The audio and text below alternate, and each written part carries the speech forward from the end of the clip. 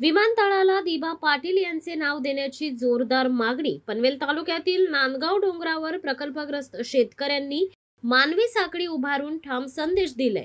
जमीन दिली पण योग्य मोबदला आणि रोजगार मिळालाच नाही। शेअर्स देण्याचे आश्वासन अजूनही हवेतच आहे। प्रकल्पग्रस्तांनी सांगितलंय की बीव्हीजी, ओसीएस, अदानी सारख्या कंपन्या हक्कांकडे दुर्लक्ष करत आहेत आणि सिडकोकडे प्रलंबित प्रश्नांवर अजून उत्तर नाहीये।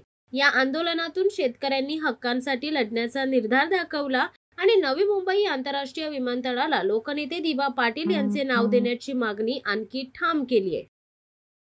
मी विजय शांताई नामदेव शिरडोणकर आपल्या चॅनलद्वारे सांगू इच्छितो की नवीन होणारं विमानतळ आहे हे 2008 साली पहिल्यांदा मी भूमिका मांडली होती की आमची घरदारं आम्ही तेव्हाच सोडू, त्या घरदारांचा आम्ही त्याग करू, देशासाठी त्याग करू, फक्त आणि फक्त या विमानतळाचं नाव लोकनेते दिबा पाटील साहेबांचं मिळालं पाहिजे। आणि ही भूमिका ही महाराष्ट्र सरकारने पण मान्य केली आणि तो प्रस्ताव पाठवला केंद्र सरकारकडे। त्याला 2 वर्ष झाली, 2 वर्ष धुळकात तो पडलेला आहे। म्हणून माझी याद्वारे तुम्हाला पंतप्रधानांना मागणी आहे की तो प्रस्ताव का अजून धुळकात पडला आहे। अहो तुम्हीच दिलात ना, का तुमची जी मंडळी आहेत ती सांगतात, तुमचे इथले प्रतिनिधी का विमानतळ सुरू झाल्यानंतर नाव देण्यात येते, त्यांचं विधान मी इथं चुकीचं ठरवतोय। कारण विमानतळ हे काँग्रेसच्या कालावधीत काय झालं ते जाऊ दे, भारतीय जनता पार्टीच्या कालावधीत गोवा राज्यात महाराष्ट्र सरकारच्या बाजूचं गोवा राज्य आहे, तिथं नवीन जेव्हा विमानतळ सुरू झालं ते विमानतळ नाव दिलं मोपा विमानतळ, मनोहर पर्रीकरांचं मनोहर आंतरराष्ट्रीय विमानतळ। ते कधी दिलं? ते दिलं ते 11 डिसेंबर 2022 रोजी घोषणा केली त्याची, पण प्रत्यक्ष त्या दिवशी उड्डाण झाला का? तर बिलकुल नाही। प्रत्यक्ष विमानाचं उड्डाण झालं 5 जानेवारी 2023ला पहिला इंडिगोचा विमान उडला। अहो मग विमानतळ सुरू करण्यापूर्वी जर गोवा राज्यामध्ये मनोहर पर्रीकरांचं नाव देता येतं, अत्यंत चांगल्या व्यक्तिमत्वाचं नाव द्या, आम्ही यांचं अभिनंदन करतो की तुम्ही खूप चांगल्या व्यक्तिमत्वाचं नाव दिलं। त्याचप्रमाणे आमची जनभावना आहे की इथं दिबा पाटील साहेबांचं नाव मिळालं पाहिजे, पण ते विमानतळ सुरू करण्यापूर्वी मिळालं पाहिजे। आता यांचं विमानतळ सुरू कधी होते? 2017 साली माझ्या स्वतःच्या सातबारा असलेल्या माझ्या वडिलांच्या नावे नामदेव पांडुरंग शिरडोणकर।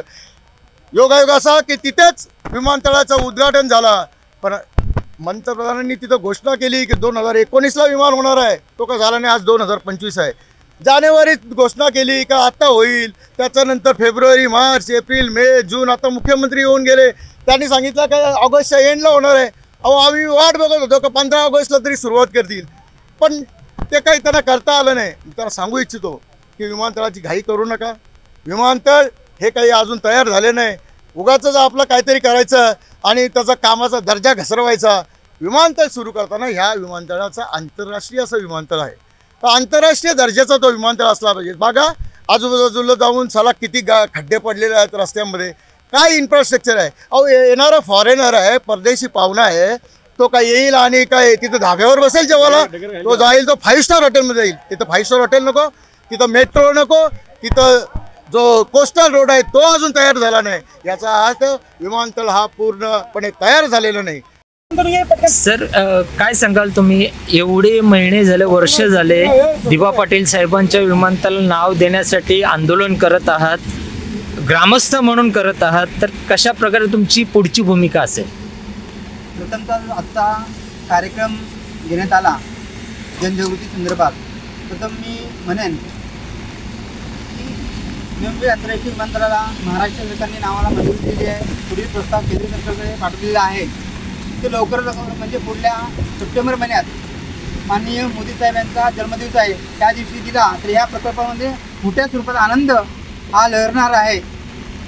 दुसरं माहिती सांगायचं झालं तर या नवी मुंबई आंतरराष्ट्रीय विमानतळासाठी देशाच्या विकासासाठी या 10 गाव 5 गाव प्रकल्पग्रस्तांनी जमिनी घर देऊन त्याग केलेला आहे, परंतु या प्रकल्पाची एकच आशा होती या विमानतळामध्ये सर्व प्रकल्पग्रस्तांना भूमिपुत्रांना नोकरी लागेल, परंतु ती आशा कुठेतरी मावळताना दिसत आहे।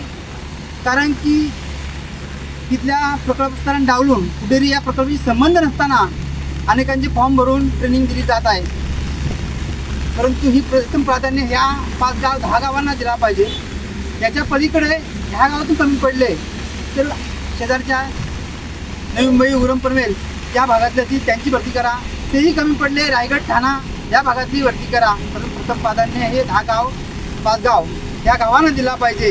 परंतु मी सांगेन की जर अशी काही राजकीय वरदहस्ताखाली भरती होत असेल तर आम्ही अन्यायाला वाचा फोडणार आहे आणि अन्याय पाहण्यासाठी इथे थांबणार नाही. कारण की उत्तर प्रदेशसारख्या देशातील उलया इथे राहणारा व्यक्ती अश्विन कृष्ण कुमार या व्यक्तीची हाऊसकीपिंगसाठी ट्रेनिंग देऊन ते भरती करताना दिसत आहे. तर या संदर्भात आम्ही निषेध करत आहोत या राजकीय हस्तक्षेपासाठी. आजचा जो जनजागृतीचा कार्यक्रम ठेवला आहे आणि पूर्णत्व यशस्वी झाला आहे. या मी सांगू इच्छितो की हा अराजकीय संघटन रोजगारासाठी आम्ही निर्माण केलेलं आहे. पुढील काही दिवसात OCS, DVG कंपनीने, सिडकोने प्राधान्याने या संघटनेला या प्रकल्पाला दिला नाही तर पुढील काही दिवसात गेट बंद आंदोलन हा या प्रकल्पग्रस्ताच्या माध्यमातून केला जाईल अशी मी आशा व्यक्त करतो. खरं पाहता माझे मित्र विजय शिरडोणकर, सचिन केनी, सर्व या उल्हावासियांनी, विक्रांत घरच्या मंडळींनी केली आणि जी नवीन कमिटी स्थापित केली या नवीन कमिटीला माझ्या मनापासून शुभेच्छा. मागच्या कमिटीने काय केलं, ती किती चांगली होती, ती किती वाईट होते करते बोलण्यापेक्षा आपण काय चांगलं करणार त्याच्यावर आपण लक्ष ठेवूया. आणि प्रामाणिकपणे मी तुम्हाला याने सांगू इच्छितो, मी तुमच्या किती बोललो नाही, पण काल परवाच मी राजसाहेब ठाकरेंशी मी कॉन्टॅक्ट करायचा प्रयत्न केला, त्यांना निवेदन देऊ इच्छितो. आणि ह्यापुढचं आंदोलन मराठी मनाचा मानबिंदू असलेल्या राजसाहेब ठाकरे यांच्या नेतृत्वाखाली विमानतळाला धडक मोर्चा आम्ही काढणार आहोत. आणि त्यासाठी मला सर्व प्रकल्पग्रस्तांची विमानतळ बांधण्याची मदत लागणार आहे. कृपा करून कुठल्याही प्रकारचे राजकीय मतभेद बाजूला ठेवून आपला स्थानिक प्रकल्पग्रस्त तिथे कामाला लागला पाहिजे, त्यांना नोकऱ्या मिळायला पाहिजे, त्या उद्दिष्टाला आपण सगळे एकत्र होऊया इतकंच या निमित्तानं बोलेल.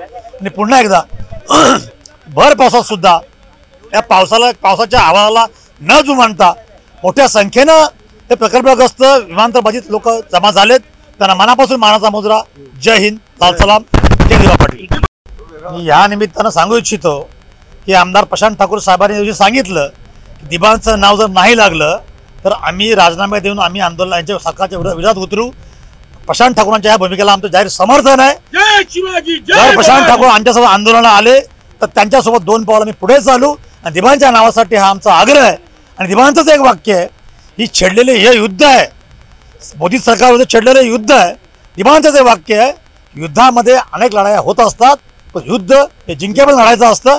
दिबांची आण घेऊन सांगतो की दिबांच्या नावासाठी छेडलेलं युद्ध अटके 5 झेंडा फडकवल्याशिवाय हा जो झेंडा दिसतो प्रकल्पग्रस्तांचा रक्तरंजित झेंडा दिसतो तो त्या विमानतळ फडकवल्याशिवाय दिबांचं नाव लागल्याशिवाय मी स्वस्त बसणं इतकं सांगतो. जय हिंद. खरोखर ही खेदाची बाब आहे. आम्ही सगळे आताचे भूमिपुत्र जे राहिलोय हे नेत्यांच्या हातचे बावळे झालोय. माझा नेता सांगेल तेच मी ऐकणार अशी परिस्थिती झालेली आहे. दिबा पाटील साहेबांमुळं आपण नावारूपाला आलो, जन्माला आलो, आपली ओळख निर्माण झाली. त्या दिबाम पाटलांसाठी आपण काहीतरी देणं लागतो ही मुळामध्ये जाणच सगळे आम्ही भूमिपुत्र विसरलेलो आहेत. आज वास्तविक इथे लाखोच्या संख्येने लोक असायला पाहिजे होती.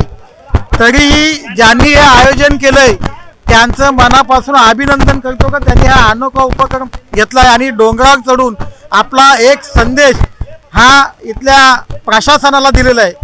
आज उद्धवजी ठाकरे साहेबांचं पाय उतार झाल्यानंतर 3 ठराव जे पास झाले होते त्याच्यामध्ये 2 जिल्ह्यांची नावं आणि तिसरा हा विमानतळाचं नामकरण. 2 जिल्ह्यांची नावं बदलली परंतु दिबी पाटील साहेबांचं नाव कुठे धूळ खात पडलाय. खरं तर हे सत्ताधाऱ्यांचं पाप आहे आणि हे सत्ताधारी यांचं पाप लपवावं म्हणून कधीतरी दिल्लीला जातात, एक फोटो काढतात, लोकांना दाखवतात, चर्चा चालू आहे. ज्या पद्धतीनं धाराशिव, संभाजीनगर नावं झाली मग दिबा पाटील साहेबांचं नाव का थांबल्यात. विमानतळावर देशाचे दस्तखुद्द पंतप्रधान येतात, ते त्यांच्या भाषणात उल्लेख करत नाहीत. आता अलीकडं 15 दिवसापूर्वी आपण बघितलं असेल पनवेल महानगरपालिका तिला सिडकोने पत्र पाठवलं का तुम्ही नवी मुंबई आंतरराष्ट्रीय विमानतळ हे फलक लावा. यांना हिंमत इथे कुठून. म्हणून इथले स्थानिक आमदार, इथले खासदार हे सगळे याच्यामध्ये बडबडलेले आहेत आणि यांना स्वतःला दिबी पाटील साहेबांचं नाव द्यायचं नाही.